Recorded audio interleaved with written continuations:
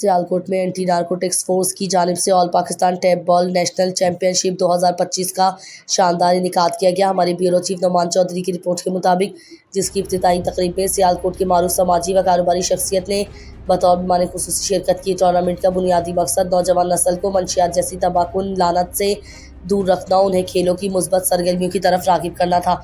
इस इक़दाम के ज़रिए ANF ने नौजवानों को एक वाज़ेह पैगाम दिया कि वो अपनी तवानाइयाँ खेलों में सर्फ करें, न कि नशे जैसी नासूर आदतों में। सियालकोट बार के प्रेसिडेंट इरफान वड़ाइच ने अपने खिताब में कहा कि खेल सिर्फ जिस्मानी सेहत ही नहीं बल्कि जहनी मजबूती और मुआशरती बेहतरी का भी ज़रिया है।